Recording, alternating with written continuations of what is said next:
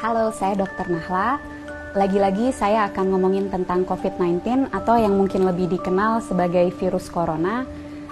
Mudah-mudahan belum pada bosan dan jangan sampai bosan dulu karena banyak sekali informasi sekarang yang beredar, belum tentu betul, masih banyak hoax-hoax yang harus dibasmi, dan bagi teman-teman yang bisa mendapatkan banyak informasi, semoga dapat juga meneruskan informasi ini karena apa yang kita lakukan harus kita mulai dari diri kita sendiri dan kita ajak teman-teman di sekitar kita untuk melakukan hal yang sama.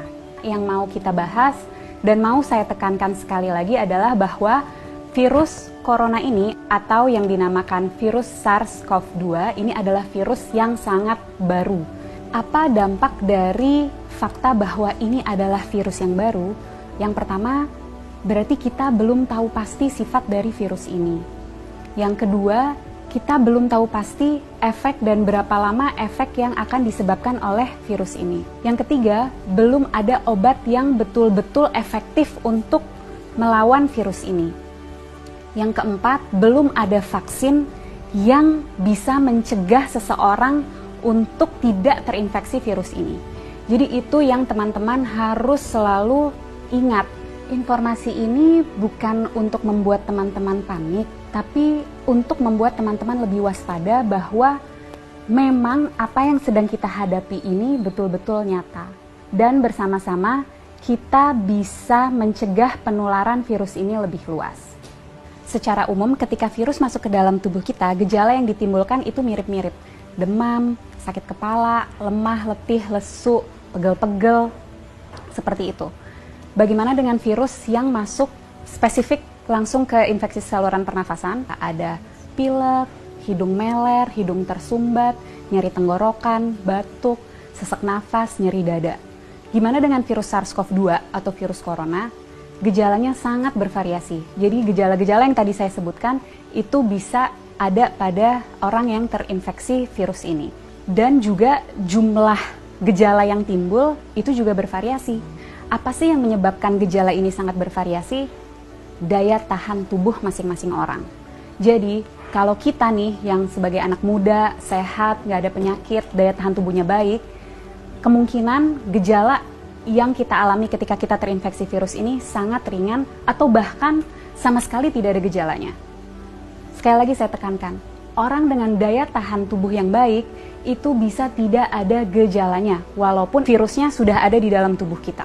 Dan orang dengan daya tahan tubuh yang baik, dia mampu menyembuhkan dirinya sendiri karena pada dasarnya virus itu memang self-limited disease. Jadi daya tahan tubuh kita sendiri bisa membasmi virus itu. Bagaimana dengan orang-orang dengan daya tahan tubuh rendah?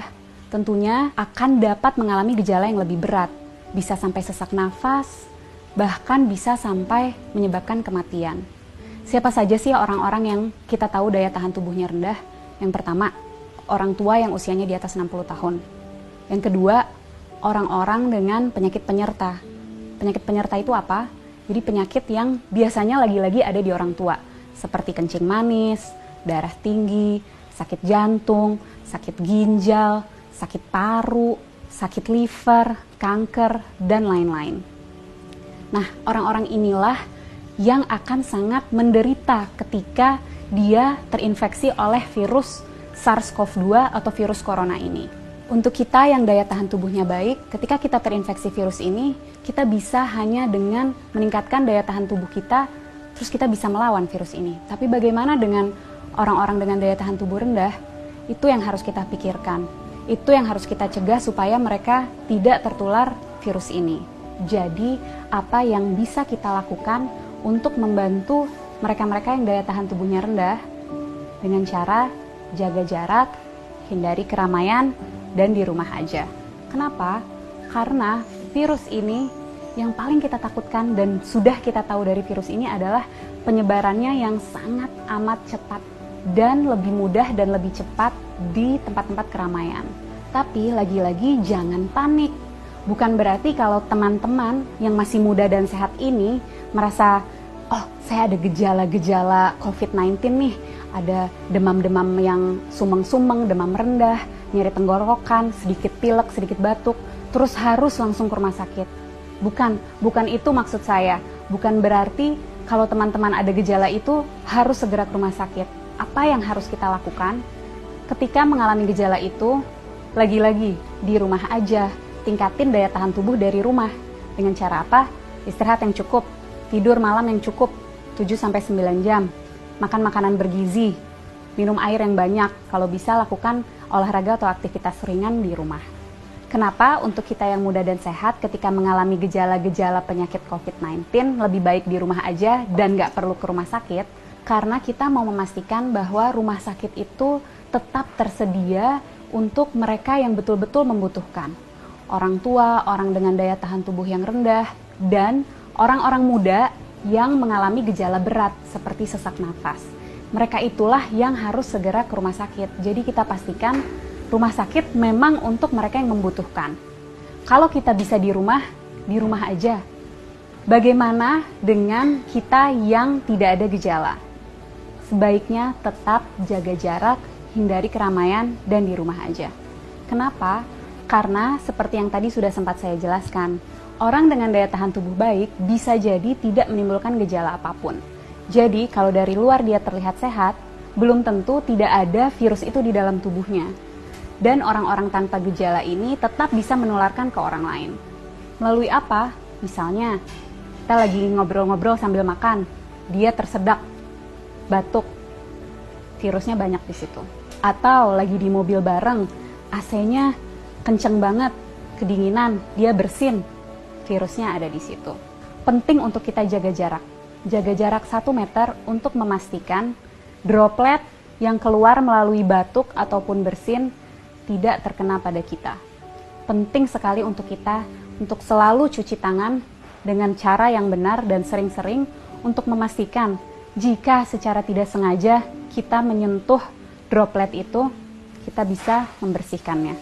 Dan yang juga penting, jangan menyentuh wajah dengan tangan kita yang belum bersih. Kenapa? Karena virus akan lebih cepat menyebar, lebih cepat masuk melalui mukosa mata, hidung, dan mulut. Penting untuk kita menghindari keramaian untuk memutus rantai penularan ini. Penting untuk kita di rumah aja supaya kita bisa terus meningkatkan daya tahan tubuh kita untuk dapat melawan virus ini. Bagaimana untuk kita yang tidak bisa di rumah aja, terpaksa harus bekerja di luar atau harus pergi keluar, tetap usahakan untuk menjaga jarak. Jaga jarak 1 meter dan usahakan sebisa mungkin menghindari keramaian. Jangan lupa untuk selalu menjaga kebersihan dengan mencuci tangan yang bersih. Kalau tidak bisa menemukan air dan sabun, kita bisa menggunakan sanitizer. Para peneliti, dokter-dokter, farmasis, tenaga medis, dan semua sedang berusaha mati-matian untuk mencari obat dan vaksin dari virus ini. Mari kita berperan membantu mereka dengan cara jangan panik, tapi tetap waspada. Kita jaga jarak, hindari keramaian, dan di rumah aja. Nggak perlu ke rumah sakit kalau gejalanya ringan. Pastikan rumah sakit tersedia untuk mereka yang membutuhkan, orang-orang tua, orang dengan daya tahan tubuh rendah, dan orang-orang dengan gejala yang berat seperti sesak napas.